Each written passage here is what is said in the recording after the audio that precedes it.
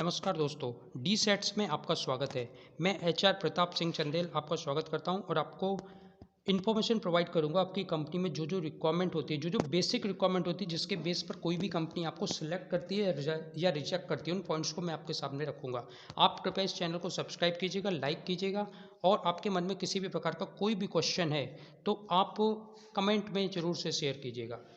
Next thing कि जब भी आप अपनी किसी इंडस्ट्री में इंटरव्यू के लिए जाते हैं या फिर कोई भी एचआर आपके कॉलेज में जाता है, वो सबसे पहले आपकी हाइट देखता है। हाइट जो है, अगर मैं एक स्टैंडर्ड की बात करूं कंपनी के, तो आपकी हाइट कम से कम 5 फुट 2 इंच होनी चाहिए बॉयज़ के लिए और फीमेल कैंडिडेट्स के लिए 5 फुट होनी चाहिए।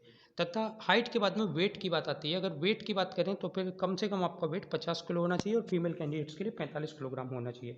नंबर 2 पे बात आती है कि आप किसी भी प्रकार से फिजिकल फिटनेस आपके अंदर होनी चाहिए। आप फिजिकली किसी भी प्रकार का आपकी बॉडी में कोई भी डिफेक्ट नहीं हो, यानी कि जैसे कि आपके हाथ में 6 उंगली नहीं हो, पैर चलने में डिफेक्ट नहीं आ रहा हो, आपके पास में किसी भी प्रकार का कोई फिजिकल डिफेक्ट नहीं हो, आपकी आंखें सही हो। नेक्स्ट बात आती है आपकी एज लिमिट्स। जो मैक्सिमम एंट्री जो ऑर्गेनाइजेशंस में होती है वो 18 से लेकर 26 साल की एज के बीच में होती है, यानी अपने 18 साल पूरा कर लिया हो और 26 साल से नीचे के हो। तथा आपका जो एजुकेशनल बैकग्राउंड है, उस एजुकेशन में कहीं भी आपके बैकग्राउंड में 3 साल का गैप नहीं हो। तथा किसी भी इंडस्ट्री में आप जब जाइएगा तो हमेशा ध्यान रखिएगा, इंटरव्यू देने जाते समय भी आपको विदाउट शूज़ नहीं होने चाहिए, क्योंकि बहुत सारे कैंडिडेट्स जो है बिना शूज़ के सैंडल और चप्पल में आ जाते हैं, जीन्स पहन कर जाते हैं, तो वो चीज़ अलाउड नहीं होती है। आप जब भी किसी भी एचआर के सामने इंटरव्यू के लिए जाएंगे तो आप प्रॉपर ड्रेसअप में जाएंगे और अपना रेज्यूमे आपके हाथ में होना चाहिए। आपके रेज्यूमे के हाथ में होने के साथ में रेज्यूमे की कॉपीज़ भी आपके हाथ में होनी चाहिए। स्पेशली जब आप किसी भी एचआर के सामने इंटरव्यू के लिए जाते हैं तो फिर आपको जो है अपना सेविंग करके जाना है, यानी कि क्लीन शेव होके जाना है, बहुत लंबे बालों को रख के नहीं जाना है। आपका लुक ऐसा दिखना चाहिए कि आपको जॉब की रिक्वायरमेंट है और आप जॉब करना चाहते हैं। तथा आपकी किसी भी प्रकार की कोई भी फिजिकल प्रॉब्लम नहीं होनी चाहिए, ना तो कोई स्किन प्रॉब्लम होनी चाहिए, ना किसी प्रकार की डिजीज़ होनी चाहिए। आपका जो लुक है, जो लुक्स स्मार्टनेस होनी चाहिए, लेकिन वो चाइल्ड लुक नहीं होना चाहिए, बच्चे की तरह नहीं दिखाई देना चाहिए। आँखों में किसी प्रकार का कोई इफेक्ट नहीं होना चाहिए, कोई डिफेक्ट नहीं होना चाहिए, किसी भी प्रकार का आपको चश्मा नहीं लगाना होना चाहिए या फिर कलर ब्लाइंडनेस एक्सपेक्टेड नहीं होता है। आपका पेट नहीं निकला हो, आप मोटे नहीं दिखाई दे रही हो, आपका किसी भी प्रकार का कोई क्रिमिनल केस आपके ऊपर नहीं हो, यानी कि आपका बैकग्राउंड किसी भी प्रकार से क्रिमिनल से रिलेटेड नहीं होना चाहिए। आप मेंटली फिट और मेंटली साउंड होने चाहिए, यानी कि अच्छे तरीके से बात करते हो, काम करते हो, अच्छे तरीके से सुनते हो, किसी भी प्रकार के आप एग्रेसिव नेचर नहीं होना चाहिए, किसी भी प्रकार की पॉलिटिक्स में आप इन्वॉल्व नहीं होना चाहिए, किसी प्रकार के लीडरशिप में इन्वॉल्व नहीं होना चाहिए, ना ही कंपनी में किसी प्रकार का ग्रुपिंग करने की आपको छूट होती है।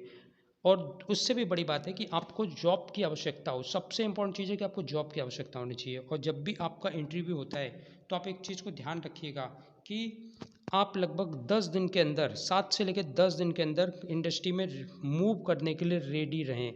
10 दिन के अंदर आपको वहाँ पे किसी भी हालत में पहुँच जाना होता है। इंटरव्यू होने के कुछ समय के बाद में आपके पास में एसएमएस आता है, एसएमएस में जिसमें आपके डिटेल दिया होता है किसी भी ऑर्गेनाइजेशन का कि आप वहाँ पे सिलेक्ट हुए कि रिजेक्ट हुए हैं। तथा वहाँ पे इंडस्ट्री का डायरेक्ट एचआर या सुपरवाइजर का नंबर होता है, उस नंबर पे आप बात कर सकते हैं। आपको अपने रेज्यूमे की मल्टीपल कॉपी रखनी है, ओरिजिनल डॉक्यूमेंट्स को अपने पास में रखना है। ओरिजिनल डॉक्यूमेंट्स के साथ में 3 सेट फोटोकॉपी प्लस फ़ोटोज़ आपके पास में होनी चाहिए, ताकि आपके जो ओरिजिनल डॉक्यूमेंट्स है वहाँ पे जमा नहीं होते, लेकिन ओरिजिनल डॉक्यूमेंट्स का हमेशा वेरिफिकेशन होता है। तथा गेट एंट्री, जब आप आपके कॉलेज में जब कैंपस हो रहा होता है तो गेट एंट्री रजिस्टर आपका मैंडेटरी है। गेट एंट्री रजिस्टर में आपका नाम होना चाहिए। जब आप अपने इंटरव्यू की प्रिपरेशन करते हैं तो आपको अपने ट्रेड की नॉलेज ज़रूर होनी चाहिए। रेज्यूमे में आपके ट्रेड का डिटेल रखा होना चाहिए कि आप कौन से ट्रेड से हैं, आपका डिटेल उसमें होना चाहिए। आपका सिलेबस के बारे में आपको मालूम होना चाहिए, टूल्स की नॉलेज आपको होनी ही चाहिए। हम नेक्स्ट बात करते हैं कि जब आप अपना घर छोड़ते हैं, घर से जाते हैं, तो घर पे जाने से पहले जो मैं आपको सबसे इम्पोर्टेंट चीज़ बात कहता हूँ कि आपको अगर किसी भी प्रकार का कोई भी डाउट हो तो आप अपने कॉलेज के टीचर से संपर्क करें, कॉलेज के टीचर से। और इसके साथ ही आपके पास जो एसएमएस आता है, आप उस एसएमएस पे डायरेक्ट एचआर से बात करें, क्योंकि बहुत सारी प्रॉब्लम्स देखी गई हैं कि कभी कभी कैंपस होने के बाद में इंडस्ट्री के अंदर में रूल्स एंड रेगुलेशंस भी चेंज होते हैं, तो फिर जब भी आप डायरेक्टली एचआर को बात करते हैं तो उनको पूरी इन्फॉर्मेशन होती है। जो एसएमएस पे नंबर है उसमें डायरेक्टली एचआर से बात कर सकते हैं, उसकी इन्फॉर्मेशन, अपडेट इन्फॉर्मेशन आपको मिल जाती है।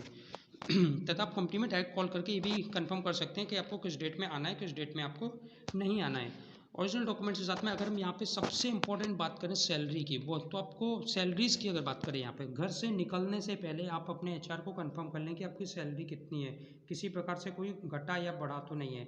इसके अलावा आपके ओवर टाइम का रेट उस समय क्या चल रहा है। अगर मैं स्पेशली ओवर टाइम की बात करूँ तो ओवर टाइम हर कंपनी में हर वक्त अवेलेबल नहीं होता है। आप इस बात को ध्यान रखिएगा। 8 घंटे की सैलरी आपको तो फिक्स मिलेगी, लेकिन ओवर टाइम जब कंपनी में अवेलेबल होगा तभी मिलेगा। कभी कभी इंडस्ट्री में ओवर टाइम बहुत ही अच्छा मिलता है, कभी कभी 116 117 भी ओवर टाइम पहुँच जाता है और काफ़ी अच्छा होता है। ओवर टाइम को मिलाने के बाद में, अब सैलरी को मिलाने के बाद में 16 to 17,000 रुपीज़ बहुत आराम से अर्निंग कर सकते हैं। अब यहाँ पे बात आती है सैलरी ओवर टाइम के बाद आती है स्टे फैसिलिटीज़ की। तो इंडस्ट्री बहुत कम इंडस्ट्रीज जो है स्टे फैसिलिटीज़ आपको देती हैं, लेकिन जिस भी इंडस्ट्री में आप रहते हैं उसके अगल बगल में रूम्स अवेलेबल होते हैं, जहाँ पे हमारे सुपरवाइज़र आपको हेल्प करते हैं उस रूम्स को कोऑर्डिनेट करने के लिए। एक रूम जो है 4,000 6,000 और 7,000 तक रेंट पे मिलता है, जिसमें कि आप 4 5 6 लोग अलाउड होते हैं रहने के लिए। यानी अगर आपकी बात करें तो फिर आपको 800 रुपये से लेके 1,200 रुपये का रेंटल एक्सपेंस आता है। अगर फूड की बात करें तो एक महीने का एक टाइम का फूड जो है इंडस्ट्री के अंदर अवेलेबल होता है। बहुत सारी जगह अवेलेबल होता है, कहीं कहीं पर अवेलेबल नहीं भी होता है, लेकिन कोरोना की वजह से बहुत सारी इंडस्ट्रीज़ के किचन बनते हैं, दोबारा से किचन जो है प्रारंभ हो रहे हैं। तो जब भी ये फूड अवेलेबल होता है तो अगर यहाँ अगर बात करें तो इंडस्ट्री के अंदर में फूड का जो रेट है सब्सिडी रेट होता है, कभी कभी 10 रुपये होता है, 12 रुपये होता है, 15 रुपये से होता है, 20 रुपये की भी थाली अंदर हो सकता है। इसके बाद में एक टाइम का फूड आपको अपने आप से ही बनाना पड़ता है। तथा बहुत इंपॉर्टेंट चीज़ है कि जब आप घर से निकलते हैं तो फिर से एक बार कॉल करें अपने एचआर को, जो आपका एसएमएस में नंबर आया हुआ है कि सर हम पहुंचने वाले हैं इस डेट में, इस तारीख को हम पहुंचने वाले हैं, ताकि उनको मालूम रहे कि आप यहाँ पे आ रहे हैं। और बहुत सारे कैंडिडेट्स के कॉल एचआर के पास में आते हैं, इसलिए किसी भी प्रकार से किसी भी तरीके से गलत बात करने की कोशिश ना करें। नेक्स्ट थिंग है, हमेशा कन्फर्मेशन करने के बाद ही घर से निकले। जब आप घर से बाहर निकल जाते हैं, यानी कि आप रेडी हैं इंडस्ट्री में पहुंचने के लिए, तो आपको अपने साथ में 1 मंथ का एक्सपेंस लेके जाना होता है।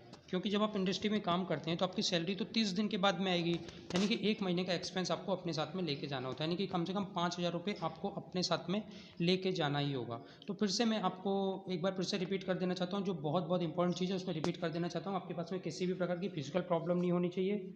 अपना वेट जाने से पहले चेक कर लें, जाने से पहले क्लीन शेव कर लें, क्योंकि आपको जो है दाढ़ी नहीं होनी चाहिए, आपका लुक चाइल्ड लुक नहीं होना चाहिए, आपकी फिजिकल फिटनेस होनी चाहिए, आपके सारे डॉक्यूमेंट्स रेडी होने चाहिए, आपके पास में अपने ट्रेड की नॉलेज होनी चाहिए। आप जो है किसी भी प्रकार से किसी भी क्रिमिनल बैकग्राउंड में इन्वॉल्व नहीं होने चाहिए, किसी भी प्रकार से लीडरशिप की कोशिश ना करें, क्योंकि लीडरशिप को इंडस्ट्री में अच्छा नहीं माना जाता है। आपको अपने सिलेबस की नॉलेज होनी चाहिए। घर छोड़ने से पहले एक बार फिर से अपने एचआर को फ़ोन पे बात कर लें, जो आपको एसएमएस में नंबर मिला हुआ है। अब आपके मन में किसी प्रकार का कोई भी क्वेश्चन है, किसी प्रकार का कोई भी डाउट है, आप अपने एचआर को एक बार फिर से बात करें। बात करके उसको कंफर्म करें कि हम इतने बजे यहाँ से निकलने वाले हैं और इतने बजे वहाँ पे पहुँचेंगे। और हमेशा रेडी रहिए। जब आप जॉब करने के लिए जा रहे हैं तो आपको प्रॉब्लम्स आएंगी, प्रॉब्लम्स को फेस करने के लिए रेडी रहिए। अगर आपको ये बात समझ में आई और आपको पसंद आए तो इसको लाइक कीजिए, शेयर कीजिए, इसमें कमेंट कीजिए और अपने दोस्तों को इसके बारे में बताइए। बहुत बहुत धन्यवाद।